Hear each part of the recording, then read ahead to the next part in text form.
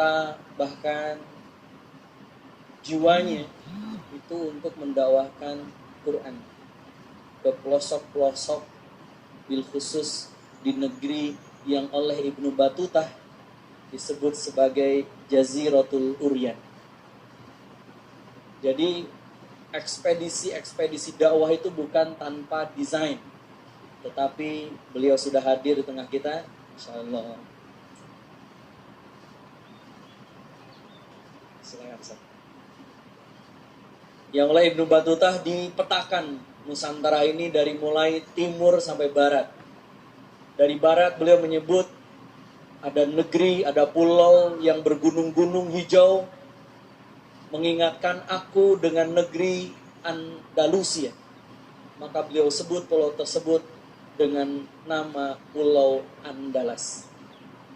Kalau turun ke bawah ada pulau yang mayoritas penduduknya bertani, paling padat penduduknya, maka beliau sebut dengan Yawaddi, Jawa Dwipa. Kalau ke timur lagi ada pulau-pulau yang setiap pulau punya raja, sumber rempah-rempah, masing-masing pulau punya sultannya, maka disebut dengan Jaziratul Muluk, Maluku dan sekitarnya. Kalau ke timur lagi ada pulau yang Ibnu Battuta menyebutnya penduduknya nyaris telanjang, disebut dengan Jaziratul Uryan. Nah, di negeri timur itulah kemudian kita hanya mengenal pakai koteka, terbelakang, tetapi mereka juga bagian dari umat Nabi Muhammad yang juga harus merasakan cahaya Al-Quran. Nah, hari ini kita bersama Ustadz Fadlan. Beliau salah satu saksi sejarah bagaimana dakwah di negeri timur sana. Assalamualaikum Ustadz Fadlan. Boleh disapa dulu jamaah kita yang hari ini hadir. Assalamualaikum warahmatullahi wabarakatuh. Apa kabar semuanya? Sudah sarapan? Jawabnya masing-masing. Baik, Ustadz Fadlan, alhamdulillah, terima kasih, jazakallah khair sudah hadir di Majelis Cinta Quran. Mudah-mudahan kehadiran antum sebagai pelecut semangat kita untuk makin bersemangat mendekat dengan Quran dan berjuang untuk Al-Quran.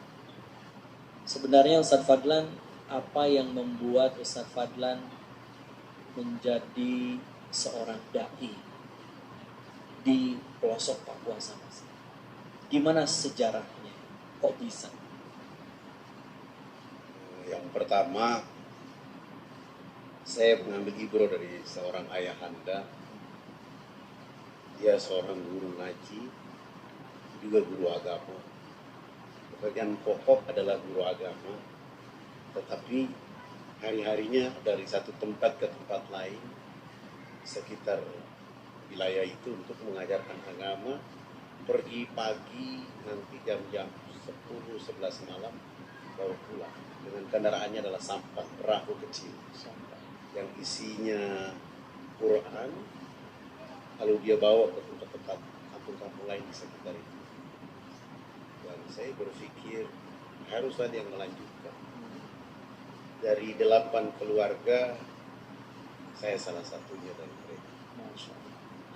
Sehingga selesai kuliah, pulang ke Hiriat, jurusan saya memang bertentangan. Jurusan apa, Ustaz? Depok, Bekasi? Jadi sarjana ekonomi jurusan studi pembangunan. Oh, ternyata ya.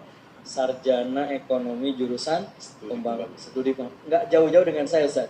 Saya juga mirip dengan Ustaz. Saya teknik mesin. Tapi saya pulang melamar jadi PNS. Oh, jadi PNS. Oh, sempat jadi PNS? Iya. Sempat jadi PNS. Pegawai Nabi SAW. Masya Allah. Masya Allah. Jadi dai langsung. Alhamdulillah. Seluruh teman-teman sampai hari ini tidak percaya. Bahkan salah satu sahabat saya dari Direktur Utama BTN, saya datang ceramah, dia pernah ingat ini orang pernah diusir di ruangan. Pernah diusir? Gimana ceritanya, Ustaz? Maksudnya lagi kuliah? Bukan. Bukan. Hari mata kuliah pertama waktu itu adalah agama Islam. Oh, pendidikan agama Islam. Kebetulan saya bermodal rambut keribo, hitam clean, orang nggak percaya lah. Nah, Sehingga teman-teman diskusi, itu dari Irian, pasti bukan Islam. Jadi begitu saya masuk, kebetulan saya duduk bagian tengah paling depan, dosen mengatakan yang merasa tidak beragama Islam silakan keluar, karena hari ini adalah mata kuliah agama Islam. Saya tidak mungkin keluar. Tiba-tiba dosen berdiri dan mengusir saya dari ruangan. Keluar, kamu kan dari Irian Jaya kan? Saya baru tahu itu adalah saya.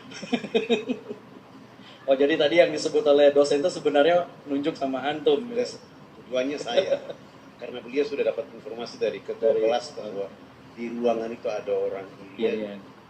Rambutnya kayak pohon beringin, hitam, ya harus keluar, pasti bukan Islam.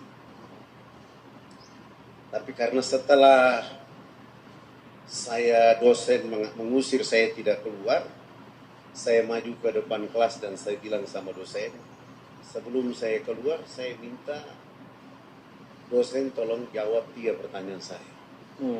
Ini uji dosen berarti ya? Saya menguji dosen. Yang pertama, saya tanya, apakah agama Islam itu hanya untuk orang Arab dan orang Bugis Makassar saja? Ataukah agama Islam itu rahmat untuk seluruh alam semesta? Pertanyaan kedua, siapakah sahabat Nabi rambutnya keriting, badannya hitam keling, suaranya merdu? Dan yang ketiga, saya minta tolong bawa Quran keliling kami dalam ruangan itu. Saya ingin mendengar saudari saya yang cantik dan saudara saya yang ganteng membaca Al-Quran.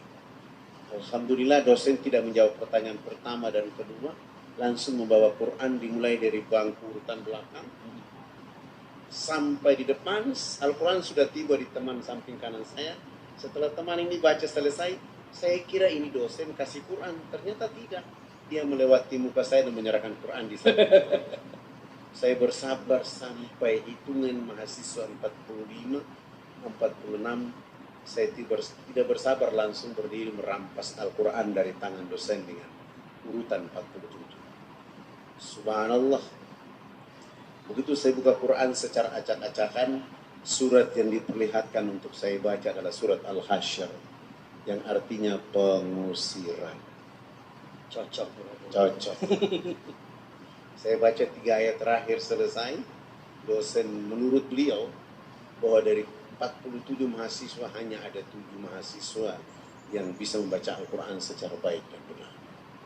Akhirnya saya minta kepada dosen, kalau begitu kasih saya waktu ceramah di ruangan. Saya angkat tema pertama itu adalah Al-Quranul Karim huda linnasi wa bayyinatin minal huda wal furqan. Al-Quran itu bukan untuk orang mati. Orang mati sudah tuntas, kecuali 3 hal: anak soleh, amal jariah, ilmu yang bermanfaat. Tapi bagi yang hidup, Al-Quran harus menemaninya sepanjang hari.